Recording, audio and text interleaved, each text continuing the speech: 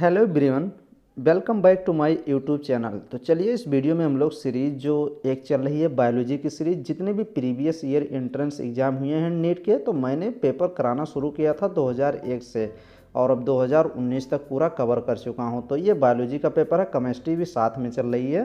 तो आप चैनल पे विजिट करें और पूरा वीडियो ज़रूर रिवाइज करें। अगर आप कोई भी मेडिकल का एंट्रेंस एग्ज़ाम देने जा रहे हैं, नीट का देने जा रहे हैं, तब तो कंपलसरी ही है, आप सभी क्वेश्चन एक बार ज़रूर लगा के जाएं। अदर कोई एंट्रेंस एग्ज़ाम का भी आपको पेपर देना है मेडिकल का, तो नीट के सभी क्वेश्चन वेरी मोस्ट इम्पॉर्टेंट हैं। आप जो भी स्टूडेंट, अगर आपके कोई फ्रेंड्स हैं, अगर आप एंट्रेंस एग्ज़ाम वो दिए हैं, आप ना दिए हैं, तो उनसे आप पूछ भी सकते हैं। तो चलिए हम लोग को क्वेश्चन नंबर कहाँ से शुरू करना है, 71 नंबर क्वेश्चन से। 71 के पहले हम लोग जितने भी क्वेश्चन हैं सब कर चुके हैं। तो 71 नंबर क्वेश्चन देखिए, काफ़ी इंपॉर्टेंट क्वेश्चन ये भी है। Which of the following features of genetic code does allow bacteria to produce human insulin.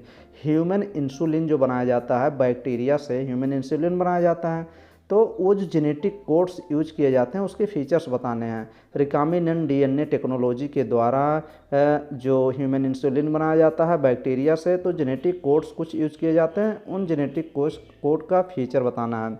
निम्न में आनुवंशिक प्रकूट का कौन सा लक्षण जीवाणु को पुनर्योजन डीएनए तकनीक के द्वारा मानव इंसुलिन उत्पन्न करने देता है। तो फर्स्ट ऑप्शन देखिए, जेनेटिक कोड इज रिडेंट, ये गलत हो जाएगा। आनुवंशिक प्रकोट व्यर्थ होता है, नहीं, जेनेटिक कोड ऐसा नहीं है कि बेकार होता है। सेकंड ऑप्शन देखिए, genetic code is nearly universal. आनुवंशिक प्रकोट जो होता है, जेनेटिक कोड जो होता है, वो लगभग सार्वभौमिक होता है, नियरली यूनिवर्सल होता है। एग्जैक्ट ऑप्शन नंबर सेकंड आपका करेक्ट है। तो नेक्स्ट क्वेश्चन देखिए 72, which of the following pairs of organelle does not contain DNA. हमको क्या बताना है, ऑर्गेनल के पेयर दिए गए हैं, तो बताना है किस में डीएनए नहीं होगा। निम्न कोशिकांगों के युग में किस में डीएनए नहीं होता। तो क्लोरोप्लास्ट भी ऑर्गेनल है और वैक्यूल्स भी। तो क्लोरोप्लास्ट में तो डीएनए होता है, लेकिन यहाँ कह रहा है डीएनए किस में नहीं होता। तो ये देखिए यहाँ पे माइटोकॉन्ड्रिया दे रहा है जिसमें डीएनए प्रेजेंट होता है, माइटोकॉन्ड्रिया जिसमें डीएनए प्रेजेंट होता है। लेकिन सेकेंड ऑप्शन देखिए, लाइसोसोम्स एंड वैक्यूल दोनों में डीएनए नहीं प्रेजेंट होता, इसलिए option number second exact correct हो जाएगा, लैन काय एवं रसधानियाँ। नेक्स्ट क्वेश्चन देखिए 73, इन सम प्लांट, कुछ प्लांट में, कुछ पौधों में द फीमेल गैमीट जो होती है वो डेवलप होती है इनटू एम्ब्रियो में। कुछ प्लांट में फीमेल गैमीट्स डेवलप होती है एम्ब्रियो में विदाउट फर्टिलाइजेशन। विदाउट फर्टिलाइजेशन का मतलब फीमेल गैमीट्स और मेल गैमीट्स का कोई इन्फ्यूजन होगा ही नहीं, और विदाउट फर्टिलाइजेशन यहाँ डायरेक्ट बोल दिया। This phenomena is known as, तो प्लांट के केस में फीमेल गैमीट डेवलप हो रहा है एम्ब्रियो में, तो उसको पार्थिनोजेनेसिस बोलेंगे। पार्थिनोकार्पी कब बोलते हैं, जब बिना फर्टिलाइजेशन के फ्रूट बन जाता है, तो उसको बोलते हैं। तो यहाँ तो option number third exact correct है। अगर फ्रूट की बात होता है यहीं पे लिख सकते हैं, अगर आप फ्रूट की बात होती तो पार्थिनोकार्पिक हो जाता है, पार्थिनोकार्पिक, कार्पी ऐसे याद कर लिए। फ्रूट की बात नहीं है यहाँ पे फीमेल गैमीट डेवलप हो रहा है एम्ब्रियो में, तो इसलिए पार्थिनोजेनेसिस करेक्ट हो जाएगा। नेक्स्ट क्वेश्चन ये देखिए, ये भी क्वेश्चन थोड़ा इंपॉर्टेंट क्वेश्चन है। कंसीडर द फॉलोइंग स्टेटमेंट, कुछ स्टेटमेंट दिए गए हैं, जैसे ए एंड बी दिया गया है। सेलेक्ट द करेक्ट स्टेटमेंट, अब आपको देखना है कौन सा सही है। तो फर्स्ट ऑप्शन, फर्स्ट देखिए, को एंजाइम आर मेटल आयन, को एंजाइम जो होते हैं वो मेटल आयन होते हैं। दैट इज टाइटली, जो टाइटली एकदम बाउंड होते हैं, बंधे होते हैं टू एंजाइम प्रोटीन, कोई प्रोटीनियस एंजाइम से बंधे होते हैं, उसको कहते हैं प्रोस्थेटिक ग्रुप। तो एग्जैक्ट सही है। सह एंजाइम अथवा धातु आयन जो एंजाइम प्रोटीन से दृढ़ता से बंधे होते हैं प्रोस्थेटिक समूह कहलाते हैं। तो ऑप्शन नंबर फर्स्ट करेक्ट है, और ये एनसीईआरटी की लाइन है एकदम, आप देख सकते हैं बायोमॉलिक्यूल में एकदम अच्छे से लिखी गई है। एनसीईआरटी 11th आप खोल के देख सकते हैं, चैप्टर बायोमॉलिक्यूल। बी देखिए, ये complete catalytic active enzyme with its bound prosthetic group is called apo enzyme, यही चीज़ गलत हो गया, यहाँ तक तो सही है। Complete catalytic active enzyme with its bound prosthetic group is called apo enzyme, उसको एपो एंजाइम नहीं बोलेंगे, उसको होलो एंजाइम बोलेंगे। तो तो अगर यहाँ पे होलो एंजाइम दिया होता तो ऐसा ही हो जाता, लेकिन यहाँ पे एपो एंजाइम दिया है जो कि होलो एंजाइम होना चाहिए। तो ऑप्शन नंबर इसमें जो बी ऑप्शन है ये गलत है और ए ऑप्शन सही है। तो फर्स्ट ऑप्शन देखिए, A is true B is false.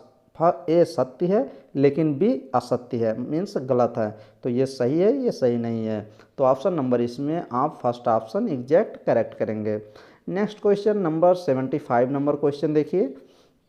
75, conversion of glucose to glucose 6 phosphate the first reversible reaction of glycolysis. आप प्लांट फिजियोलॉजी पढ़िए ना, उसमें ग्लाइकोलिसिस पढ़िए। ग्लाइकोलिसिस में फर्स्ट स्टेप होता है ग्लूकोज किस में चेंज होता है, ग्लूकोज 6 फास्फेट में। जब ग्लूकोज 6 फास्फेट में चेंज होता है तो यहाँ पे कुछ एंजाइम वर्क करते हैं और वो पहला एंजाइम वही होता है हेक्सोकाइनेज एंजाइम यूज करते हैं। तो ऑप्शन नंबर इसमें फर्स्ट ऑप्शन करेक्ट हो जाएगा। ग्लूकोज का ग्लूकोज 6 फास्फेट में परिवर्तन जो ग्लाइकोलिसिस की पहली अनुत्क्रमणीय क्रिया है किसके द्वारा उत्प्रेरित होती है, तो उत्प्रेरित एंजाइम ही करते हैं, उस एंजाइम का नाम है हेक्सोकाइनेज। तो ऑप्शन नंबर फर्स्ट करेक्ट हो जाएगा। Which of the following ecological pyramid is generally inverted. कहीं पे दिए, कहीं पर भी पूछे क्वेश्चन में घुमा फिरा के, निम्नलिखित में कौन सा पारिस्थितिक पिरामिड सामान्यतः उल्टा होता है। तो इन्वर्टेड की बात कहीं पे कर दे तो समझ लीजिए आपको समुद्र, आपको कहीं पे ढूंढ लेना है। समुद्र मीन्स आपको एक्वाटिक ढूंढना है, एक्वाटिक इकोसिस्टम। आपको एक्वाटिक मीन्स क्या होता है, वाटर ही होता है, जल ही होता है। तो एक्वाटिक इकोसिस्टम आपको ढूंढना है, EQUATIC aquatic ecosystem, SYSTEM ecosystem. तो इसमें देखिए अब आप ऑप्शन यहाँ तो pyramid of energy always inverted नहीं होती है, अपवर्ड होती है, तो ये तो गलत हो गया। Pyramid of biomass in forest ये भी अपवर्ड होता है। पिरामिड ऑफ बायोमास इन सी, यही देखिए ऑप्शन नंबर इसमें थर्ड ऑप्शन एग्जैक्ट करेक्ट हो जाएगा। जो एक समुद्र में जैव भार का पिरामिड होता है ना, वो कैसा होता है, उल्टा होता है। तो ऑप्शन नंबर थर्ड आप एग्जैक्ट करेक्ट करेंगे। नेक्स्ट नंबर क्वेश्चन देखिए, कंसीडर फॉलोइंग फीचर। आपको फीचर दिए गए हैं, अब आपको बताना है इसमें से कौन से ऑप्शन करेक्ट हैं। तो ये थोड़ा क्वेश्चन ऐसे ही है कि आपको अच्छे से देखना पड़ेगा। जैसे देखिए और बताइए कि कौन से ऑप्शन इसमें करेक्ट हैं। पहले आपको ये फीचर पढ़ लेने पड़ेंगे, जब आप ये अच्छे से पढ़ लेंगे तो हो जाएगा। जैसे देखिए ये दे रहा है organ system level of organisation, bilateral symmetry, true coelomate with segmentation of body. Select the correct option animals group. कुछ आपके एनिमल्स ग्रुप दिए गए हैं जिसमें फर्स्ट में, सेकंड में, थर्ड में, फोर्थ में एनिमल्स ग्रुप दिए गए हैं। व्हिच पोसेस प्रेजेंट होंगे ऑल द अबव करेक्टर। जो ये करेक्टर दिए गए हैं ना, फर्स्ट ABC जो दिए गए हैं करेक्टर, अब आपको इन एनिमल ग्रुप में देखना है किसमें सभी ये करेक्टर प्रेजेंट हैं। तो जैसे देखिए आर्गन लेवल ऑफ ऑर्गेनाइजेशन। अब आर्गन लेवल ऑफ ऑर्गेनाइजेशन आप कहाँ से, ये तो organ level of organisation platyhelminthes से शुरू ही हुआ था, तो प्लेटीहेल्मिन्थेस के बाद ये सभी दिए गए हैं। तो ये देखिए बायलैटरल सिमेट्री क्या होती है। बायलैटरल सिमेट्री मैंने बताया था, बायलैटरल सिमेट्री होती है, रेडियल सिमेट्री होती है। बायलैटरल सिमेट्री वो सिमेट्री होती है जैसे मान लीजिए कोई भी बॉडी हो और ये डिवाइड हो जाए दो भागों में डिवाइड हो, और ये केवल ओनली वन प्लेन में एक ही जगह से ये डिवाइड हो सकता है, केवल एक भागों में, दो जगह से नहीं। जैसे एग्जांपल बायलैटरल सिमेट्री का एनिलिड्स आपको पढ़े होंगे, जैसे एनिलिडा हो गया, आर्थ्रोपोडा हो गया, प्लेटीहेल्मिन्थेस, इन सब में आते थे, जैसे NCERT में लिखा भी गया था, तो कार्डेटा और आर्थ्रोपोडा वाले। तो इसमें देखिए बायलैटरल सिमेट्री और ट्रू सीलोम भी पाए जाते हैं। तो एनिलिडा में क्या पाया जाएगा, एनिलिडा में आपका पाया जाएगा, क्या चीज़ पाया जाएगा, बताइए आपका कौन सा ऑप्शन इसमें करेक्ट होगा। इसमें ऑप्शन नंबर 77 में कौन सा करेक्ट होगा, आपका ऑप्शन नंबर करेक्ट हो जाएगा arthropoda Mollusca, second option correct होगा आर्थ्रोपोडा मोलस्का कार्डेटा। क्यों कार्डेटा, क्यों इसमें मोलस्का आपको सही नहीं है, क्योंकि जो मोलस्क होते हैं, मोलस्का जो होता है इसमें क्या चीज़ एब्सेंट होते हैं, तो मोलस्का में आपका एब्सेंट होता है सेगमेंटेशन। ये देखिए यहाँ पे दिया गया है, आप यहीं से क्वेश्चन इसको सॉल्व करेंगे। ये कह रहा है ट्रू सीलोम भी प्रेजेंट रहे और सेगमेंट भी प्रेजेंट रहे, तो मोलस्का में अनसेगमेंटेड बॉडी होती है, सेगमेंटेड नहीं होता, तो इसलिए यहाँ पे भी मोलस्का दिया गया है, यहाँ पर भी, इस ऑप्शन में भी।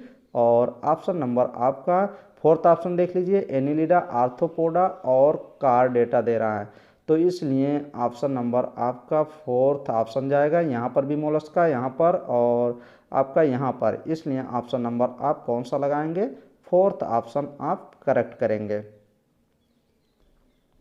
चलिए क्वेश्चन नंबर हम लोग नेक्स्ट क्वेश्चन 78 देखते हैं। What is the genetic disorder in which in individual has an overall masculine development gynaecomastia and is sterile. अब ये देखिए वो हमको क्या बताना है, जेनेटिक डिसऑर्डर के नेम दिए गए हैं, हमको नेम बताना है कौन सी डिजीज है इनमें। तो ये सब जेनेटिक डिसऑर्डर हैं जिसमें एक व्यक्ति में मुख्यतः पुरुष विकास होता है, मतलब मस्कुलिन डेवलपमेंट हो जाते हैं, और मादा लक्षण होते हैं, और बांझ हो जाए मतलब स्टेराइल हो जाते हैं, मतलब बच्चे पैदा नहीं कर सकते हैं। तो आप फर्स्ट ऑप्शन क्लाइनफेल्टर सिंड्रोम लगाइए। क्लाइनफेल्टर सिंड्रोम में क्या होते हैं, क्योंकि एक्स क्रोमोसोम की संख्या बढ़ जाती है तभी आपको इसमें फीमेल कैरेक्टर दिखाई देने लगते हैं मेल में, तो ये हो जाता है, ये आपका एक एक्स क्रोमोसोम बढ़ जाता है, जिससे टोटल तो 47 क्रोमोसोम ट्राई क्रोमोसोम हो जाते हैं, तो इसमें एक एक्स क्रोमोसोम बढ़ जाएगा, जिसमें क्या होता है, मेल में आपको दिखाई देने लगता है मस्कुलिन डेवलपमेंट, गायनकोमेस्टिया हो जाता है, चेस्ट बढ़ जाते हैं, तो इसलिए ऑप्शन नंबर इसमें फर्स्ट क्लाइनफेल्टर सिंड्रोम के ये सब पूरे लक्षण लिखे गए हैं, तो ऑप्शन नंबर फर्स्ट करेक्ट हो जाएगा। नेक्स्ट नंबर क्वेश्चन ये देखिए, which of the following is the most important cause for animal and plant being derived to extinct. पादप, प्लांट और जंतु, एनिमल को विलोपन मतलब एक्सटिंक्ट होने में, विलो मतलब नष्ट खत्म होने में के कगार पर लाने के लिए निम्नलिखित में से कौन सा सबसे महत्वपूर्ण कारण है, मतलब इसमें कौन सा जिम्मेदार है जिससे एनिमल भी खत्म हो जा रहे हैं धरती से और प्लांट भी खत्म हो जा रहे हैं। तो ये देखिए सूखा और बाढ़ की वजह से, या फिर आर्थिक दोहन की वजह से, इकोनॉमिक एक्सप्लॉयटेशन की वजह से, या एलियन स्पीसीज को लाने से, ये हैबिटाट लॉस एंड फ्रेगमेंटेशन। तो ऑप्शन नंबर इसमें फोर्थ ऑप्शन करेक्ट हो जाएगा, आवासीय क्षरण और विखंडन, हैबिटाट का लॉस हो रहा है और फ्रेगमेंटेशन की वजह से विलुप्त हो रहे हैं, तो ऑप्शन नंबर फोर्थ करेक्ट होगा। और next question number, what triggers activation of protoxin. Protoxin जो होता है वो चेंज होता है एक्टिव टॉक्सिन। एक्टिव में बीटी टॉक्सिन बेसिलस थ्यूरिंजिनेसिस एक कीट है, बुलवार्म है, उसमें किस पीएच पे प्रोटॉक्सिन जो होता है उसके मुख में एक्टिव में चेंज हो जाता है, तो वो होता है एल्कलाइन पीएच ऑफ गट, क्योंकि उसका जो गट है, इंटेस्टाइन है इस वो कीट का, उसका जो गट है उसमें एल्कलाइन पीएच की वजह से प्रोटॉक्सिन चेंज होता है एक्टिव टॉक्सिन में, तो option number second exact correct करेंगे और इम्पॉर्टेंट क्वेश्चन भी है। तो चलिए हम लोग नेक्स्ट वीडियो में इसके आगे क्वेश्चन करेंगे, और आप लोग वीडियो को लाइक ज़रूर करें। अगर आप वीडियो पसंद कर रहे हैं और वीडियो पूरा लास्ट तक देख रहे हैं तो वीडियो को 100% आप लोग लाइक ज़रूर करें। एक स्टूडेंट कमेंट किया था कि वीडियो को 3-4 मिनट की बनाया करिए। भाई 3-4 मिनट में तुम टिकटॉक वीडियो ही देख सकते हो, अरे यार पढ़ो ना अच्छे से, कैसे यार आप लोग हो। मैं सोचता हूँ कितने कम समय में ज़्यादा करा दूँ, इसीलिए ज़्यादा इंट्रो फेंट्रो नहीं, बीच में कुछ बोलता नहीं कि ये करो वो करो, अच्छे से टाइम कम समय में आपका ज़्यादा कराने की कोशिश करता हूँ, और आप लोग 2 मिनट में पूरी 100 क्वेश्चन देखना चाहते हो, नहीं हो पाएगा। तो चलिए जो भी करेगा वो आगे बढ़ेगा। Thank you.